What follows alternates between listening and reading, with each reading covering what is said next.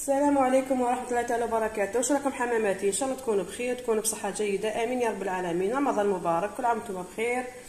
اليوم جيتكم حبيباتي، جيتكم وصفه طاجين جلبانه. فوالا كما راكم تشوفوا درتو بالبطاطا مقليه ودرتو بالدجاج كما راكم تشوفوا. وصفه ما شاء الله روعه روعه روعه.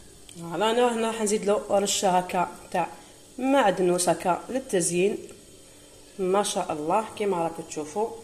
ما بقى لي غير نقول لكم حبوباتي، ما تنساونيش الدعم، ديروا لي جيم هكا وكملوا الفيديو للاخير. واش نقول لكم نخليكم مع المقادير وطريقه التحضير.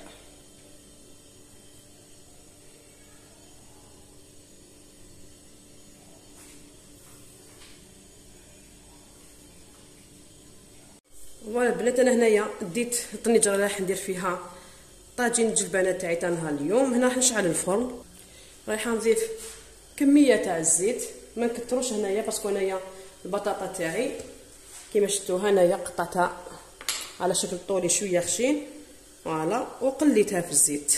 اما هكذا راح نديرو كميه قليله تاع الزيت. هنا عندي الدجاج البنات، انا عندي هنايا دو كويس هكا زوج خاطين، والباقيه تاع الدجاج هما اجنحه.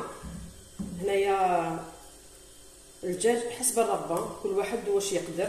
انا عندي جناحتين درتها بالجناحتين، هادو هما الكويس كانوا عندي من قبل في الثلاجه.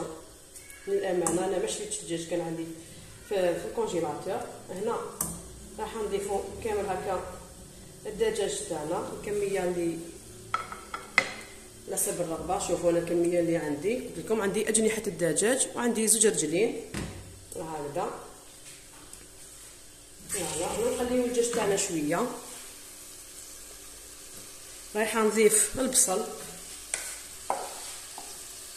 هكذا. انا هنا ديت حبه كبيره تاع بصل، رحيتها هكا في الاشوار بهذه الطريقه هكذا. فوالا هنا عندي زوج سنينات تاع الثوم، رحيتهم في السكرفاج رقيق. نديرو زوج سنينات تاع الثوم تاعنا هكا. راح نقلي مليح الدجاج تاعي حتى يذبل لي مليح البصل هذاك ويحمر لي هذاك البصل مع الدجاج مليح. انا نكمل نقلي الدجاج تاعي وراح نكملوا الوصفه مع بعض. هنا بنت راح ندير الملح، نديرو كميه قليله برك يعني كما تعرفوا بطاطا قليتها في الملح. راح نديرو التوابل هنا ما نكثروش، عندنا شويه تاع فلفل اسود فوالا، شويه تاع راس الحانوت كما تعرفوا. راح ندير مرقه بيضاء، ضيف راس الحانوت تاع المرقه بيضاء. عندي شويه تاع الزنجبيل. هذا واش راح ندير التوابل. انا نكتفي بهذو التوابل هكذا. نزيدو نقليو مليح. شوفوا ما شاء الله الدجاج تاعي والبصل طلاو لي مليح ما شاء الله. قبل ما تقليو الطبخه تاعكم او الوصفه، قبل ما تجيكم الماكله تاعكم تجيكم بنينه هكذا. انا هنا راح نضيف الجلبانه. انا هنا عندي جلبانه كونجلي، هنا غسلتها مليح. راح نضيف هذه الكميه اللي عندي كامله. راح نخليها ثاني شويه مع الدجاج. راح نمكو بالماء السخون كي تقليو الجلبانه تنكو بالماء السخون. علاش؟ باش ما تقرصش معكم، ما راحش يبس معكم هكذا. شوفوا ما شاء الله هاي يبان يشهي. هنا بدا راح نمرق بالماء سخون. هنا عندي الماء سخون نمرقو هكذا. نديرو كميه لا باس بها. انا نمرق ضربه واحده ونقص النار تاعي قليله على نار هاديه، ونخلي الوصفه تاعي طيب على نار هاديه حتى وين تتجمعوا لي وراح نطفي عليه. فوالا البنات، انا هذا نخلي الدجاج تاعي يطيب والجلبانه يطيبوا نص طياب فوالا. ونرمي لهم البطاطا. كما تعرفوا البطاطا انايا قليتها نص طياب فوالا البنات. هذيك البطاطا ديالي انا قطعتها هكذا مقليه، قطعتها هكا عريضه طيبوها هكا بهذا الشكل. طيبوها هكذا حمراء راح تعطيكم ذوق ما شاء الله، تعطيكم بنه علامه للطبق تاعكم. انا نخلي يطيب الجلبانه تاعي وراح نضيف البطاطا.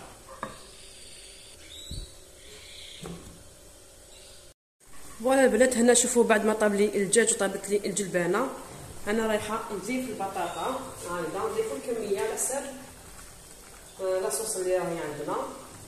هذا هنا البنات غنخليها تطبخ لي مع هذيك لاصوص هاد 10 دقائق باش تشرب لي كامل النكهه تاع الدجاج وتاع الجلبانه هذيك. فوالا انا نضيفها كامل هكذا كل الكميه.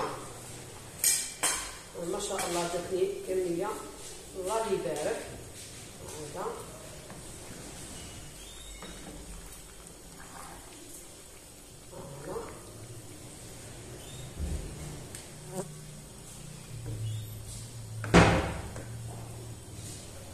انا هنا قلت لكم خليها حوالي 5 دقائق وراح تكون الوصفه تاعنا تاع نهار اليوم جاهزه ونشوفوها في طبق التقديم.